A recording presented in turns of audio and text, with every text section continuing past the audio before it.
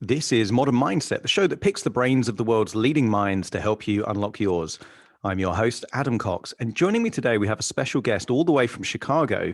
It's Dr. Marina Kostina. Welcome to the show. Thank you so much for having me. It's fantastic. Now, I've been connected to you for a while, and I've been impressed with the authenticity, the integrity, and the passion that you have in what you do.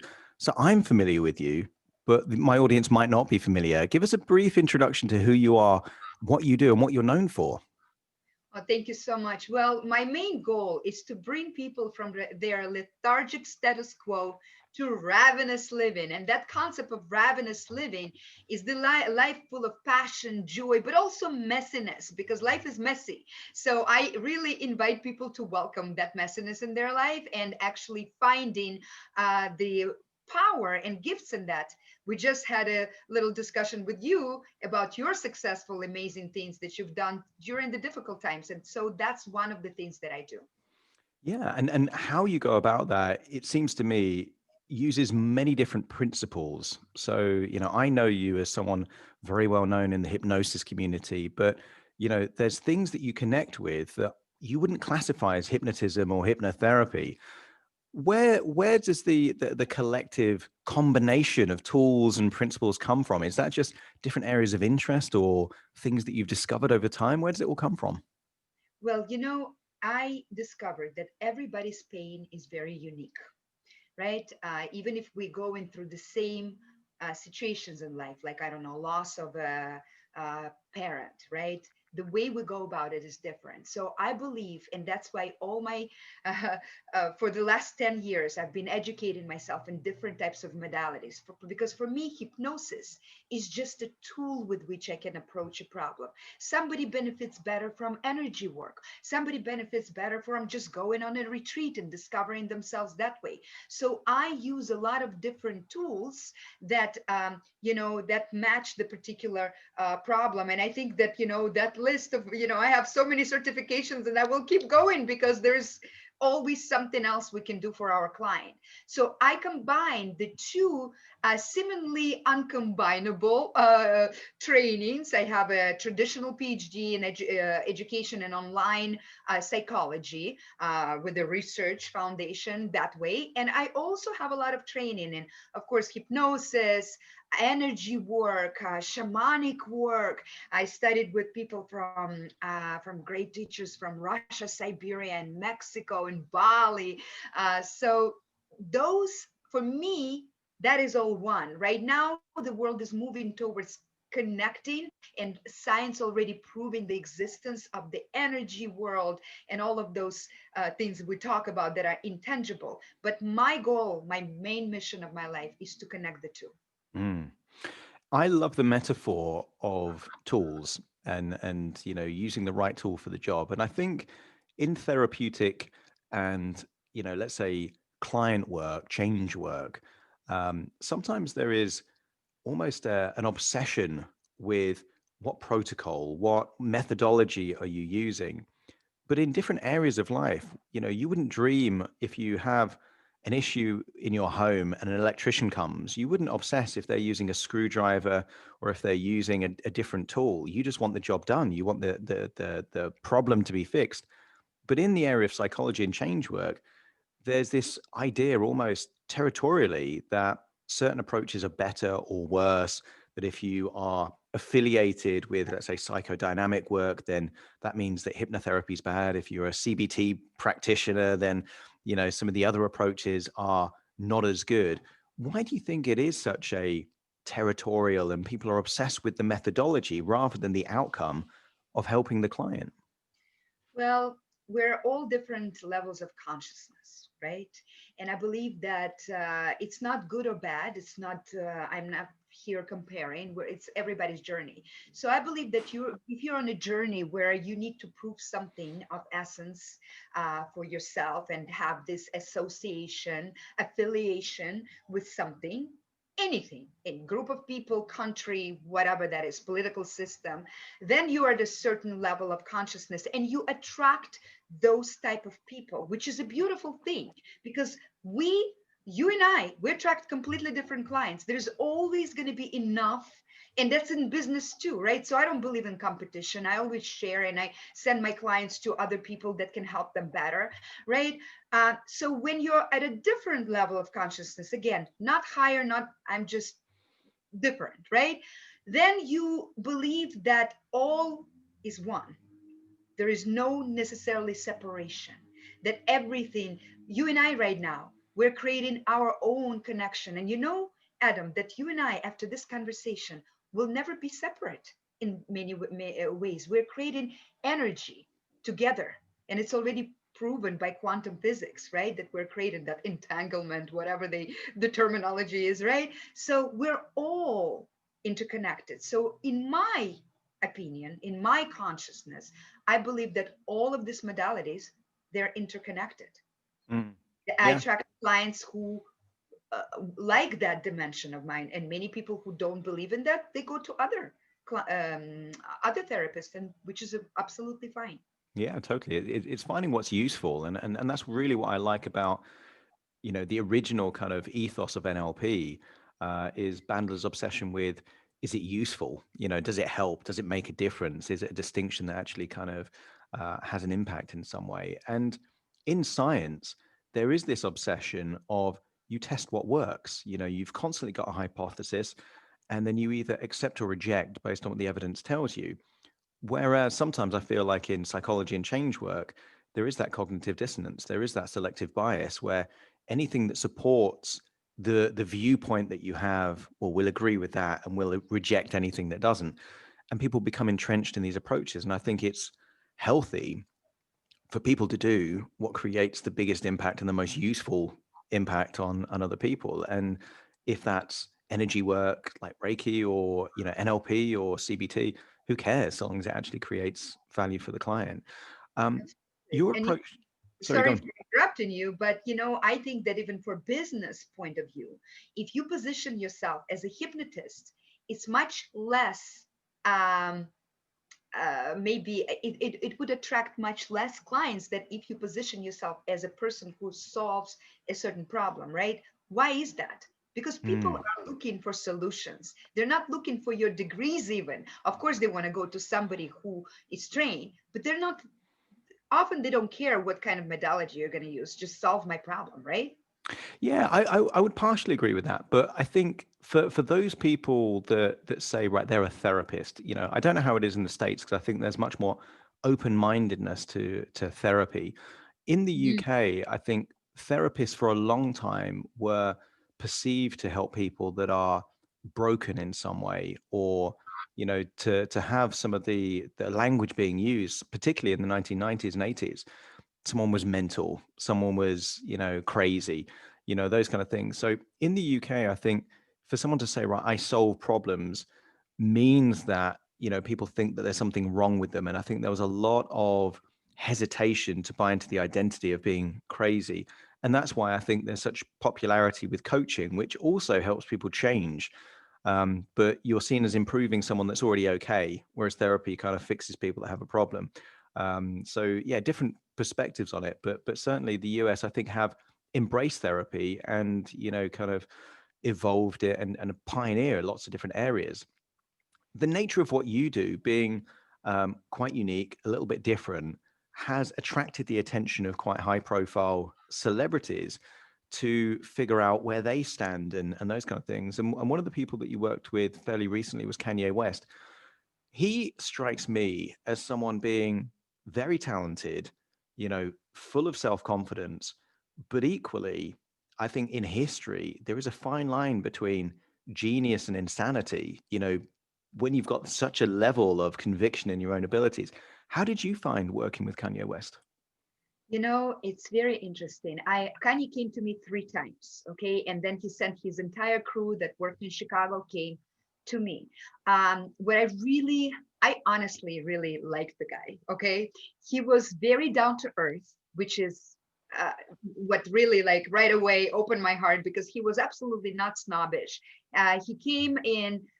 He showed his human side. Of course, I can't talk about personal stuff from the session, but it was amazing to see somebody who has everything that in our mind, but he's a human, and he admitted his own to his own vulnerable moments in his life. And that was very, very, very nice to see.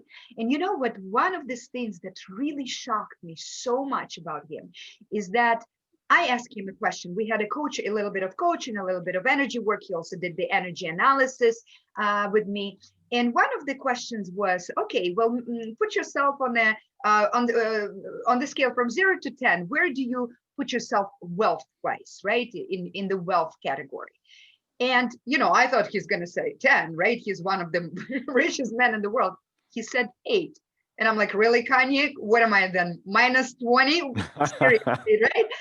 And you know what really, really surprised me? He didn't need to,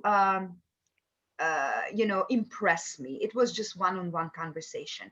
He said, I cannot mark myself 10 if there are people in the world that are starving, that are homeless, and things like that, which made me understand. I studied, how to think and grow rich, all of the principles of law of attraction. You think big, you put bigger, dreams, and then you fit your energy to that. But he showed me one step above that. His wealth and abundance of you includes is global. It goes beyond his own life. And I think that's why he could come from a middle class, one one parent home, right? His mother was a professor at the University of Chicago, right? And he grew up only with mom, to such level, because it's not only about him. Mm.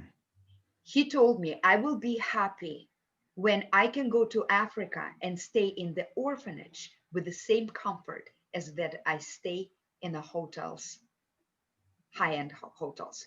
Then I know that my mission is done on this earth. And he Mm. didn't he didn't stand on the stage to say this beautiful word. We were talking about everything, And I felt that that is something I personally was missing in my understanding of abundance. So he taught me a lot about that. Yeah. It's amazing how frequently that comes up. That when people that truly have a sense of fulfillment and passion and purpose are inextricably linked to creating value and impact on those that are less fortunate or less able in the world. It's almost like the duty is, you know, do what you can for yourself, but then as quickly as you can, start doing things for other people. And I think that, do you think that unlocks, you know a lot about energy. Do you think having a big purpose, a big mission unlocks some of that energy to make someone more creative, more resourceful? Absolutely. I mean, that makes you more connected to the universal energy, right? Because as we just started and we talked about this, that everything is interconnected. My success will reflect on your success. And that's why, I really encourage, I have women's group where I encourage women to support each other as opposed to go in competition with each other, because nobody wins when we compete with each other. Nobody Mm, wins. It's like in a fight. You have a partner you have a fight with. Okay, you can argue, you can try to be right, but then eventually that fight makes you both, brings your energy low, right? It's mm. only in this conversation and helping each other and seeing your life as connected and interconnected with others that we all win. Yeah, absolutely. And one of the things that you did with Kanye was an energy reading. Yeah. Was there anything unique that came up in his energy that was different from, let's just say, someone without that sense of, kind of purpose or mission? Absolutely.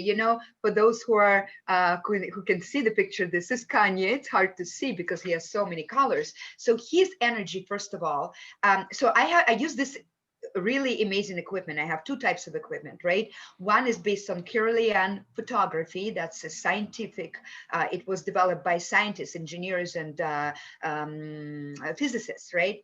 So one, he put his hands on that instrument, and you can see his entire aura, or scientific term is biofield, is the energy field that surrounds our body. Okay, and that has so much information. You can look at the energy field of people and you can see where they have holes, where they have leaking of energy, where there is some suppression, where there's even problems on the physical level, right? Because all of our physical illness happens because of something happens in our energy level. And his energy was huge, Mm, the biggest aura I've at least seen, and I've scanned and analyzed probably thousands of auras, the biggest.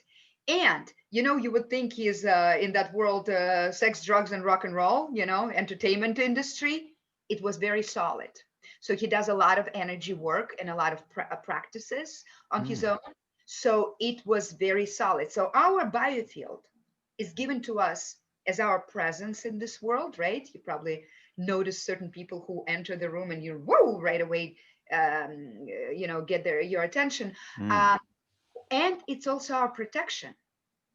So, but nobody teaches us how to take care of that, right? You brush your teeth every day. Imagine if you didn't brush them for, I don't know, 20, 30, 40 years, what would happen? But that's how we treat our energy. And nobody teaches us how to take care of it. And Mm. that's the most important thing. It's a vital thing, and I think a lot of people either intuitively sense energy or at least know someone that does, and they'll use very different language. They'll say, oh, I felt a weird energy or vibe or different language, and some people are very astute and observant and they can pick up on those kind of things, and other people kind of oblivious to it.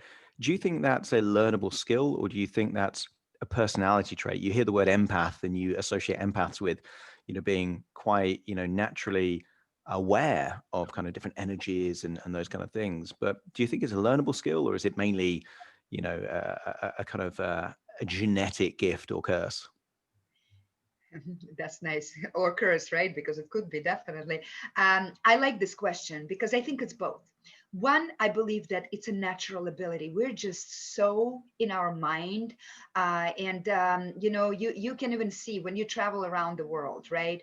Those countries that are not so technologically focused, right, and mind focused, they have a better understanding of this whole energy. They communicate with the spirits, they communicate with their ancestors, they communicate with the nature, so they can feel the flow of energy from each other better. Why is it? Because they're genetically better than us? No, it's just the culture, it's just the style, right? So I do believe it's a teachable thing, but I also believe, like anything else, there is a person who can sing very well, there is a person who can dance very well, right? There's something unique. So the extra abilities, they do come with it. It's a particular talent. But I honestly believe that you and I and everybody else, we're equally capable of learning how to read the energy, how to navigate the energy, how to use it to create our life.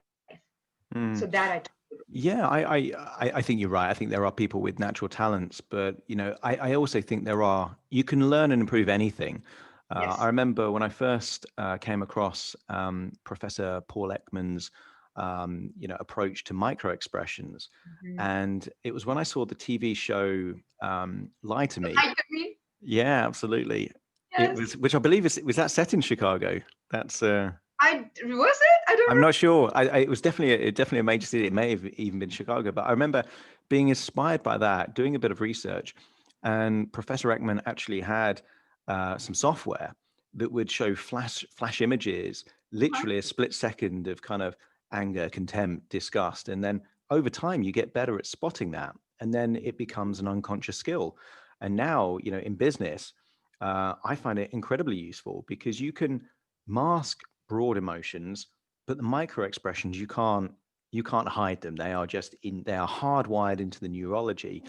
And would you say these micro expressions are revealing the energy of that individual? Is it almost like a fingerprint in a way? I totally believe that is. And like you, I also studied that software. I found that work fascinating. And I think that in energy work, that's what we do. I have this machine that is amazing. It's uses it's GDV machines. They're galvanic devices, okay? And it registers photons or light, right, that comes from the fingertips, that are emitted from the fingertips of your hands, right, during stimulation of short impulses, electric impulses. And then we take a picture with a high end, like a really good camera, and then they're transformed onto the system of the body. So changes happen in our body constantly. And you can apply, we apply different environments, right? For example, you're listening to this type of music and your vibration changes. So it is your reactions. We're constantly reacting to environment. That's why we're interacting with each other. It's impossible not to, right? Yeah, to the place, to the setting that you are. And it's so important to understand that, through our micro expressions, through our energy changes, because we are we believe that there's certain things, certain foods, certain environments that are good for us, but they might not be, right? And it's Mm. very individual. Whatever music makes you relax maybe makes me irritated, right? And finding that is very important so you can create the most harmonious experience in your life. In your experience of working with all different approaches of changing energy and reading energy, what can someone do if they are feeling low on energy, if they're feeling a bit lethargic, not necessarily physically, but maybe emotionally, not just that they're tired, but they're just their head's not in the right place. Do you recommend that Tony Robbins style of leaping up and down and jumping around? Is movement the key, or is there other things that are kind of highly effective at changing energy? It's a good question again, and I honestly believe there is it's a very individual thing again, right? So the more tools you learn, then again, you are going to see what works for you, right? Because I found that, yes, I am a moving kind of person, right? I do Zumba, I do yoga. It's very important for me. But when I was at Tony Robbins event, it was a little bit too much for me. Mm, I didn't like to jump with like thousands of people with me, even though I like, no offense to Tony Robbins. I mean, I totally respect his work, but you know what I mean? It is different for different people at different time, mm, because I have a such a technique that's called matryoshka technique, right? Matryoshka from the Russian dolls, right? Where you start with a problematic thought that you have, right? And you gradually go to the desired thought. Not You don't jump, like you don't sit and say I'm broke and now, oh, I'm a millionaire, I'm a millionaire. It's not going to work, right? The mm, affirmations that you don't believe in don't work. So you gradually get there. And sometimes it helps me, but sometimes I am personally too overwhelmed with something, with a loss, or with the stress level. So I found that for me, the number one that I need to change is my breathing. mm. And breath is everything, really. But again, maybe it's not for you, right? This is one of the tools. For me, I learned the 7-Eleven breathing through Mike Mandel. And I know it's based on like yogic breathing because I also study yoga and all of that. But it's just so simple that 7-Eleven, you inhale for 7 times and then you exhale for 11 times. And you Mm. do this like 5 times, and right away, that level of intensity lowers, and then you can apply your other techniques. Ah, But nice. that's what I start doing for myself, because sometimes you get so intense that you cannot even think through all of your tools. You can't even remember anything. So I Mm. remember one thing: 7-Eleven, Marina. 7 times in, 11 out. That's it. And having those mnemonics, those memory tools, because you can have all the tools in the world, but if you can't find them when you need them, you may as well Yeah. not have them.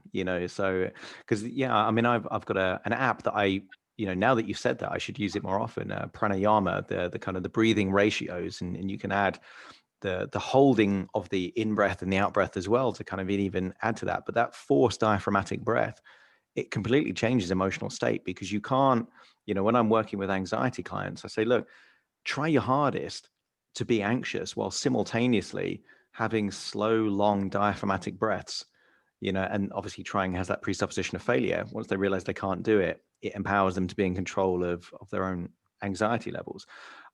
In terms of your, let's say, tips on yourself, so breath and kind of changing focus and having the stepping stones to a different, let's say, mindset and outcome, what do you find is a good way of dealing with someone else that might be in, not necessarily therapeutic, but let's say someone has a partner or a colleague or a child and they detect that their energy levels are a bit, kind of low. Is there anything they can do to kind of influence them in a non, let's say, manipulative, controlling way to kind of change their emotional state? It's a great question because we, especially people who are in these professions that are given professions, or just many people who are by nature givers, we jump. You know, I always have this as a metaphor that you're like a lighthouse. All of us are lighthouses, right? Giving other people hope in the darkness of the sea. But if the lighthouses were to jump in the water to save other boats, everybody would die, right? I like But it. we tend to do that, right? We tend to jump and save everybody, which only often they don't want your help, or that help doesn't really work for them. They want, or maybe often they don't want to change at all, right? And then you're losing your energy and they're losing theirs. So, number one thing, what to do? What does the lighthouse do? It shines its light. And the only purpose and the only need that it needs to do is to maintain its light, clean it, change it, make sure it's there. So, with your own energy, we're all interconnected. If you sink into their level, you're not going to help. You Mm. can only help somebody if you raise your vibration, especially if you're more conscious than your partner. Often it happens. We don't, you know, develop in the same way, right? You raise your vibration, and that helps other people, or at least creates space or inspiration to do something else. Mm. But when you jump down, everybody goes down. Yeah. It's been a strange 12 months as a result of the COVID pandemic. People that are very sociable can't spend time with people, people that like fresh air and movement and going out and exercise. Lots of places where you could do that are closed. So it's been a tough time for a lot of people. What would be your advice or tips to those people that aren't necessarily coping so well as a result of COVID and the lockdowns? Oh, yeah, there are lots of great things that we can do. The first thing is, I would say, stop judging yourself the way that you did pre COVID. You know, like whatever you used to achieve, accomplish, forget about it. This is a state of emergency and treat it like a state of emergency. You know, so do the bare minimum that you need for right now, and that's okay. It's okay. Understanding that humanity has never had this situation before, and so you it's impossible to judge yourself that way.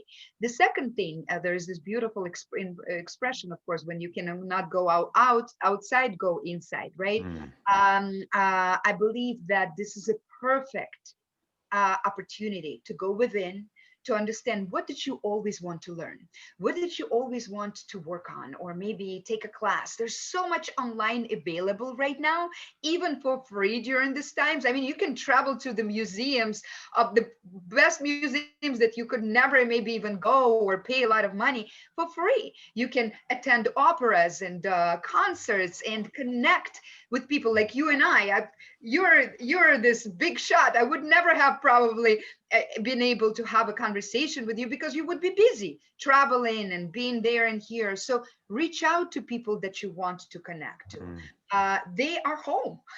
They're staying home like you do, right? So they have more time, and learning how to just not judge this, and kind of understand that this is also given for you, not to you, right? That's always that change of preposition. I love that change of preposition. Once I Mm. understood that, my life changed. I stopped being a victim. I always ask myself, what is this for? What is it doing for me, not to me, right? And I think that those even strategies are going to help tremendously. Yeah, I think it is such a powerful distinction because us both having an awareness of hypnosis. One of the key things that we do for clients is shift the locus of control from an external to internal, so they feel empowered to do something about it rather than feeling they're a victim of what's happening to them. So fantastic distinction there. Um, what's your, let's say, predictions for the future? We are at a time of crazy change. Things that we took for granted are all up in the air. Things are changing at a faster rate now than they ever have done before. You've got people like Elon Musk creating like incredible things. So we've got no idea what the future is. What's your predictions as to where things are heading, you know, from an energy perspective? I believe that, they also say that we just entered the fifth dimension, right? Where energetically we pretty much create experience that we desire. We're all Mm. creators. So it is up to all of us. I believe that our manifestation process is going to be much faster. So it is all on what you focus. You want to focus on the disaster, on damage, on losses, then you're going to be able to attract that. You want to focus on abundance, on the gifts, on your priorities that you learned about during these times. That's what you're going to manifest. I believe that this is the time like it's never been. We're becoming more and more conscious. We're becoming more and more connected and interconnected. And we're also becoming the biggest manifestors. So you can manifest whatever you choose. It is your choice. Yeah, I think that's a very positive and optimistic view of things. And I think you're right. There's never been so many opportunities. If we were born 400 years ago, then, the economic family that we're born into, there is very little freedom to change things like access to education, access to opportunities. Moving geographically to different parts of the world would be virtually impossible. So I think sometimes we just need to be appreciative of not what we don't have and what's happening to us, but what we do have and what we can do with the time and the resources that we have. If someone's listening right now and they want to learn more about you, they want to connect with you, they want to find out more about your retreats or your energy work or your hypnosis, what's the best way that they can connect? The best thing is to go to my website, which is very easy, www.dr, that's abbreviation for doctor, dr Marina, like place with boats, very easy, Kostina with a K.com, drmarinakostina.com. That is fantastic. Marina, thank you so much for joining me on the show today. It's been an absolute pleasure to speak with you. Thank you. Thank you so very much. And to you at home, thanks for joining me on Modern Mindset. See you again soon for more.